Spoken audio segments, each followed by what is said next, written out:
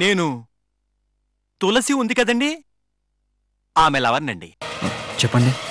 తులసి మొబైల్కి ట్రై చేస్తుంటే చాలాసేపటి నుంచి స్విచ్ ఆఫ్, నాట్ రీచబుల్ అని ఏవేవో చెప్తున్నాయండి.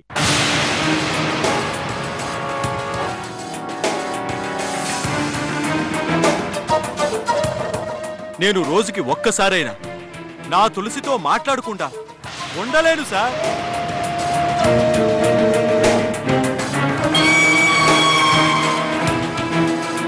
తనంటే నాకు ప్రాణం. నేనంటే కూడా తనకి అంతే పిచ్చి సార్. సార్ సారీ సార్, మా ప్రేమ గురించి మీకు చెప్పి మిమ్మల్ని ఏమైనా ఇబ్బంది పెడుతున్నానా? పర్లేదులేండి.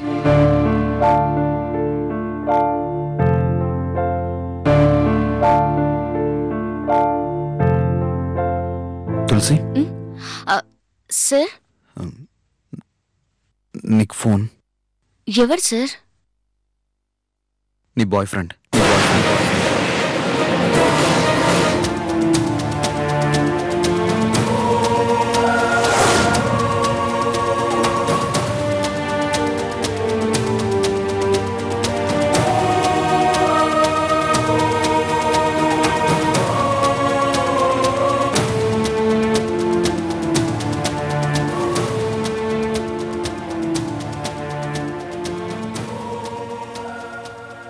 హలో హలో తులసి,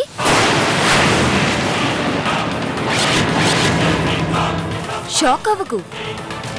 నీతో నేను మాట్లాడుతున్నట్టు నీకు నాకు మాత్రమే తెలుసు, కానీ రమేష్ దృష్టిలో మాత్రం నీ లవర్తో నువ్వు మాట్లాడుతున్నావు. ఇప్పుడు నువ్వు కూడా నాతో నీ లవర్తో మాట్లాడుతున్నట్టే మాట్లాడు. ఎందుకని అడక్కు, క్వశ్చన్స్ వేయకు. ఈ మ్యాటర్ లీక్ చేయడానికి ట్రై చేస్తే నువ్వు నాకిచ్చిన మాట తప్పిందాన్ని అవుతావు. అది కాదు, నేను తర్వాత మాట్లాడతాను. ఫోన్ కట్ చేయి.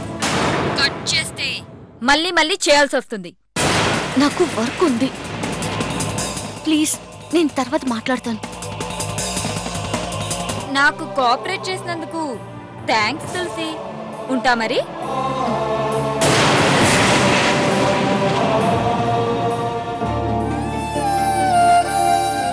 సారీ సార్, మిమ్మల్ని నేను ఇబ్బంది పెట్టాను అనుకుంటాను. లేదు లేదు, ఇందులో ఇబ్బంది ఏం లేదు. నీ లవర్తో నా ఫోన్లో మాట్లాడే అవకాశం వచ్చినందుకు, ఆ రకంగానైనా నీకు హెల్ప్ చేసే అవకాశం నాకు వచ్చినందుకు థ్యాంక్స్ తులసి.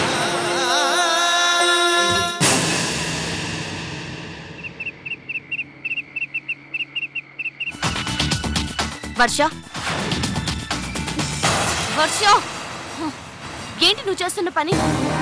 ఏ కనబడటం లేదా? మొబైల్లో పాటలు పెట్టున్నాను. ఇయర్ ఫోన్స్ ఎందుకు తీసావు? ఎందుకు ఇలా బిహేవ్ చేస్తున్నావు? నువ్వు అసలు మనిషివా రాక్షసివా? ఏంటిదంతా? నీకు నా మీద పాగే ఉంటే నన్ను ఒకేసారి చంపేసాయి,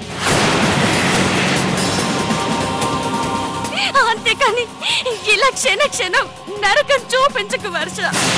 అయ్యో, నేను చేసిన ఫోన్ నీకు అంత బాధ కలిగించిందా? తెలిసే చేశాను అదంతా.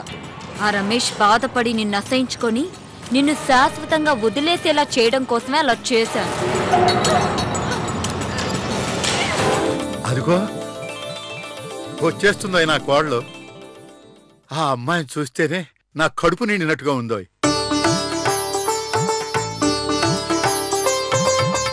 ఆ నడవడిక చూడు, మహాలక్ష్మి నడిచొస్తున్నట్టుగా లేదు. అవునండి, ఆ డ్రెస్ లో నిజంగా చాలా బాగుంది.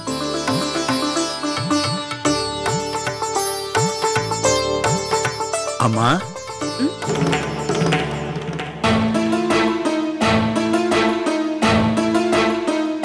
నిన్నేనమ్మా. ఎలారా?